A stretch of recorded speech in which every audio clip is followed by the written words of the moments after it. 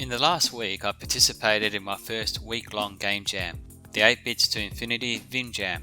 I've completed a few shorter jams before that lasted between 48 and 72 hours, but having a week just suits my lifestyle better, as I have a young family and it's hard to get a chance to get work done in long time blocks. The jam focus of collectibles had been revealed ahead of time, so we could start having a think about ideas. However, the theme was kept secret until the start of the jam, and it was there and back. I loved the idea of this theme. It really made it open to different ideas. I started brainstorming, and pretty early on I decided that I wanted to do a puzzle game, and being a dad drew me to the idea of going to collect food and bringing it back to kids. I have also recently been playing Snakebird, so I decided to draw some inspiration there. If you haven't played Snakebird, it's a super cute but deceptively hard puzzle game. The level design is super clever and makes the most of the movement mechanic. I wanted to leverage this movement in my game, but have it where you have kids in a nest and you need to navigate the level and push fruit back to feed your kids. Coding the movement from Snakebird felt daunting to me at first, so I decided to break things down into simple manageable steps. The first step was to get the basic movement working without any art or animations. Then I added the abilities to be able to move blocks sideways, upwards, and then push blocks against each other. Pushing the blocks is a critical part of the game, as this covers the collectibles focus in the jam, and what mainly differentiates my game from Snakebird. In Snakebird you have to get your whole snake to an exit. In my game you need to push fruit back to the starting point in the level, covering off the there and back theme of the game. Now that I had basic movement working, I decided to get started on art. I decided that I would make my main character a worm as opposed to a snake, just to differentiate my game a bit further. My art skills are quite basic, so I try not to do anything too complicated and just draw simple shapes and only do basic shading. I also find trying to make cute sprites actually improves the aesthetic without needing to have strong artistic skills. Another important thing I've heard from a lot of other developers is to use an existing color palette, so you know that the colors you're going to use work well together. And that's pretty much all I got up to on day one.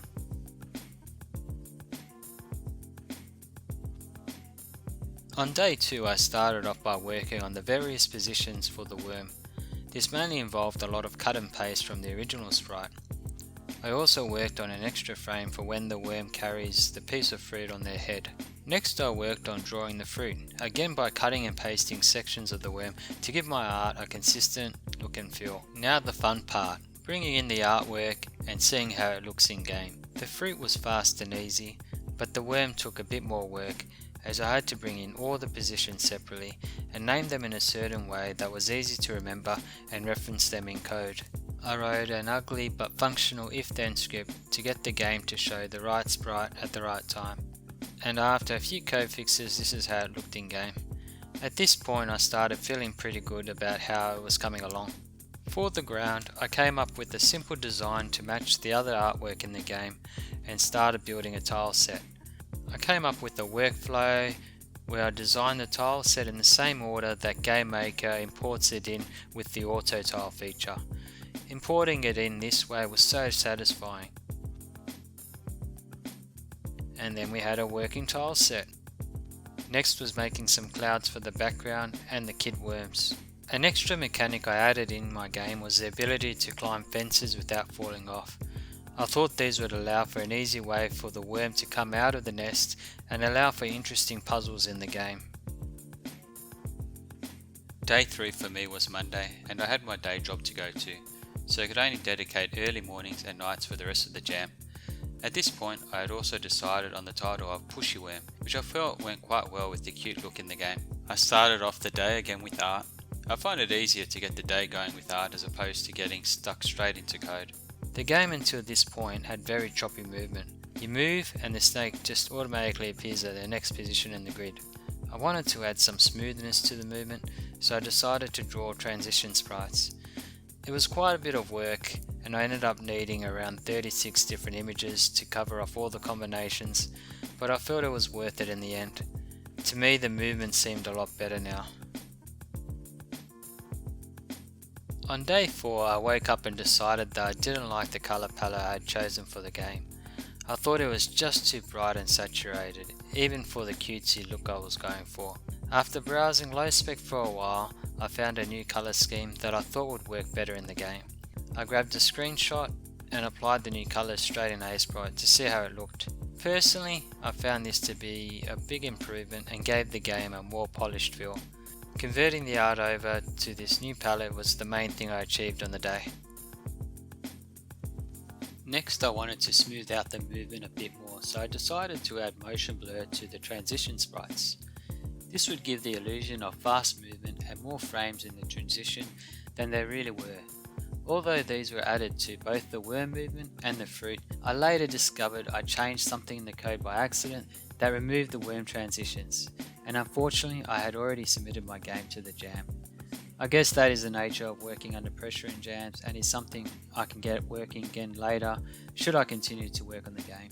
The other thing I added on day 5 was the new backgrounds and a subtle camera movement with a parallax effect in the background. I really think this adds a little more polish and character to the game. On day 6 I tried using GameMaker's new sequences feature to make a snappy transition effect. I ended up hitting a wall as I couldn't find a way to make the transition effect persistent across rooms. That is, the transition would start at the end of one room but would get destroyed by the time the next room was loaded up. After getting stuck with sequences, I ended up making the effect with code. Snakebird has an undo button that allows the player to trace back through their steps in the game. I thought this would be an important feature for me to try and implement in my game also, as it adds a lot to the gameplay and eliminates the frustration of a player needing to redo parts of a level if they get their worm stuck or if the worm dies. I set this up by using a variable called moveNumber to track the number of moves made in the level, and several different arrays to store the IDs and locations of the fruit objects and the worm body pieces. Each time the player makes a move, the move number increments by 1, and all the new positions are recorded in different arrays. When the player presses the undo button, I -1 from the move number and then iterate through all the arrays to get and set the previous locations of the game pieces. Another small feature added was these fun little messages that the worm says when they fall off the world. Just a small Easter egg that adds that little bit extra to the game without too much effort. As there was only a bit over a day until submission, I spent the rest of the day working on the menus and adding a few more levels. My process for designing levels in a puzzle game is to start with the design of walls that looks interesting and has some structure to it. The idea is not for it to look too random. Then I'll place the fruit and the obstacles and then start playing around with the level. If the level is easy to complete, I'll consider removing walls or adding some obstacles to make it a bit harder. If I play a level and it seems impossible to finish, I'll add a piece here or there and make it possible to complete. It's generally a very iterative process with a lot of trial and error. It also means I get to play test a fair bit and catch any bugs along the way. I had the day off work on the last day of the jam, but it didn't mean I had extra time to finish everything. It was one of my kids' birthdays, so we spent the day at the beach. I managed to make the most of my time as the beach is around an hour away, and I asked my wife to drive so I could get some extra levels done in the car. The final stretch began for me at around 8 PM that night. Submission time was 3 AM the next morning, so it looked like it was going to be a long night. I had around 10 levels ready to go, and the aim was to make 15 in total. I did manage to put the last few levels together, order them in what I thought was the level of difficulty, and add an end of level screen using existing sprites. One of the last things I wanted to do was make a sound effect for the little cheer the kid worms do when you complete the level. Ideally I would have loved to use my kids for this, but by now they were fast asleep, so I ended up using a voice changer app from my phone to make my voice sound like a little child, and then overlaid 3 different versions of the sounds in Audacity. Finally, after making a build of the game, I got some screenshots ready, made a GIF, and prepared my store page. By this time it was around 1:30 AM.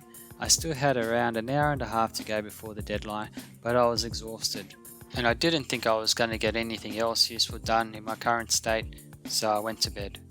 I was really happy with my submission, and it was by far the most polished jam game I had completed. Just having a week compared to a few days meant a world of difference for what I could achieve. Feedback started coming in and was happy to see other developers were enjoying my game. It just made it feel all worth it.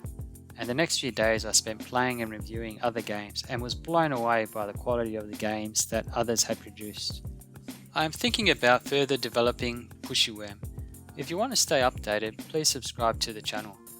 Also, if you have enjoyed this video, please leave a like and a comment if you have any feedback. Thanks for watching and talk with you soon.